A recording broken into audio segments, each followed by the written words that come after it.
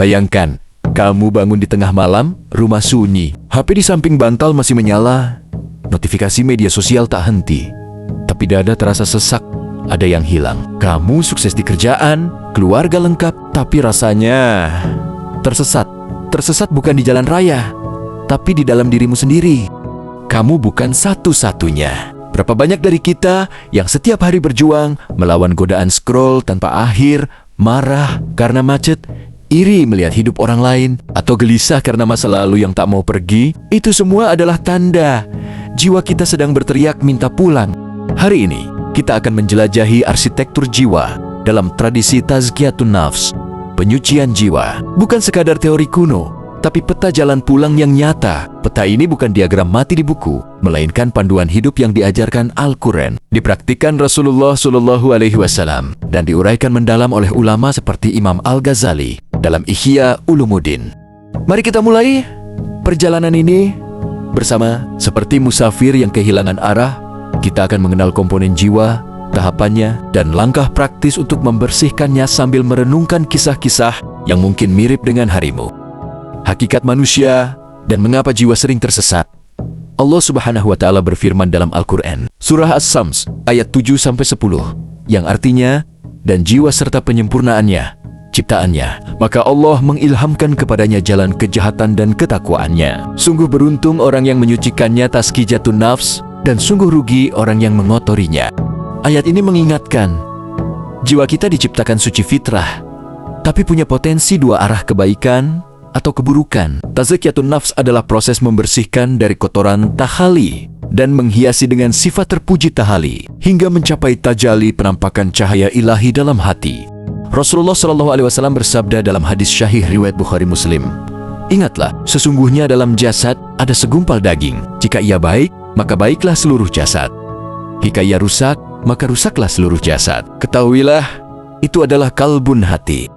Nafsun adalah diri yang bisa naik atau turun seperti kendaraan yang kadang melaju kencang ke jurang nafsu, kadang melambat untuk introspeksi. Akal adalah alat navigasi, tapi tanpa cahaya kalbu, ia bisa tersesat.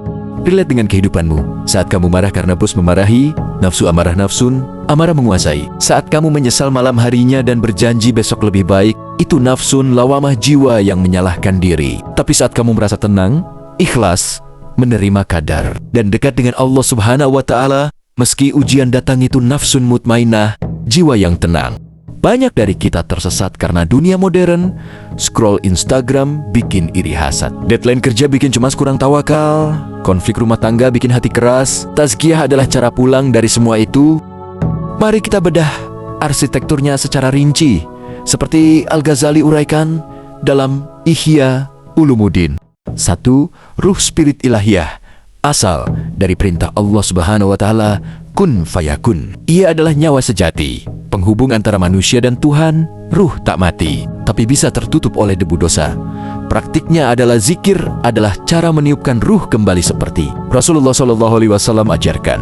Perumpamaan orang yang berzikir dan yang tidak, seperti orang hidup dan orang mati. Hadis riwayat Bukhari dan Muslim. 2. Kalbun, hati, pusat segalanya. Al-Ghazali menyebut, kalbu punya dua makna, jasmani, jantung fisik, dan maknawi, lokas kesadaran spiritual. Hati yang sakit penuh penyakit seperti ria, hasad, sombong. Obatnya, taubat nasuha dan murakabah, yakni merasa diawasi Allah. 3. Nafsu atau jiwa atau ego. Inilah medan perang utama. Al-Quran sebut 3 tahap utama. Di antaranya adalah nafsul amarah bisu, sebagaimana termaktub dalam Quran Surah Yusuf ayat 53, yang artinya, sesungguhnya nafsu itu selalu menyuruh kepada kejahatan. Jiwa yang mendorong maksiat, seperti godaan korupsi kecil di kerjaan atau gosip. Nafsul lawamah, sebagaimana termaktub dalam Quran Surah Al-Qiyamah ayat 2, tentang jiwa yang menyesali diri. Contoh, kamu tahu salah scroll pornografi atau marah berlebihan, lalu menyesal dan istighfar. Nafsul mutmainnah sebagaimana termaktub dalam Quran Surah Al-Fajri ayat 27-30, yang artinya, hai jiwa yang tenang, kembalilah kepada Tuhanmu dengan hati yang puas lagi diridainya, maka masuklah ke dalam golongan hamba-hambaku, dan masuklah ke dalam surgaku. Jiwa damai, rida dengan kadar, ikhlas dalam ibadah. Beberapa ulama tasawuf seperti dalam tradisi yang selaras Al-Ghazali menyebut tahap lebih halus mengenai tahapan nafsu ini. Di antara mulhimah terilhami, radiah ridho, mardiah diridhoi Allah hingga kamilah sempurna. Tapi 3 utama sudah cukup sebagai peta dasar. 4. Aklun atau akal. Akal adalah alat berpikir. Ia harus tunduk pada kalbu yang bercahaya, bukan sebaliknya. Al-Ghazali sudah ingatkan kita, akal tanpa hati seperti lampu tanpa minyak. Proses tazkiyah ala Al-Ghazali tak kali kosongkan sifat buruk, marah, iri, tamak, tak kali hiasi dengan sabar, syukur, tawakal, zuhud, tajali, cahaya ilahi muncul. Hati merasakan kedekatan, relate sehari-hari. Bayangkan pagi kamu bangun, naful amarah bilang tidur lagi, sholat nanti saja. Lawamah menyesal saat azan kedua. Mutmainah, kamu bangun dengan senyum, sholat khusyuk, lalu hadapi hari dengan tenang, meski macet. Tazkiyah bukan teori, ini praktik harian yang Al-Ghazali uraikan rinci di Ihya Ulumuddin. Berikut ini langkah praktis agar kita dapat meningkatkan self-improvement secara spiritual. Langkah pertama, muhasabah introspeksi malam. Tanyakan diri, hari ini kalbuku bagaimana? Ada ria tidak? Rasulullah SAW ajarkan, hisablah dirimu sebelum dihisab, riwayat dari Tirmizi. Ini hadis hasan. Langkah kedua, dizikir dan muraqabah. Ingat Allah Subhanahu wa Ta'ala di setiap hembusan nafas. Hadis qudsi menyebut, aku bersama hambaku selama ia mengingatku. Hadis riwayat Bukhari dan Muslim. Ketiga, taubat nasuha. Tinggalkan dosa, menyesal, berjanji tak ulangi. Perbaiki. Keempat, zuhud praktis. Nikmati dunia, tapi jangan jadikan tujuan. Contoh, makan secukupnya, jangan berlebihan meski enak. Kelima, sabar dan syukur dalam ujian kerja atau keluarga. Ingat Quran Surah Al-Baqarah ayat 155-157 bahwa orang sabar mendapat ridha Allah Subhanahu wa Ta'ala. Langkah keenam, membaca Quran dengan tadabur, bukan sekadar baca, tapi renungkan bagaimana ayat bicara tentang hatimu hari ini.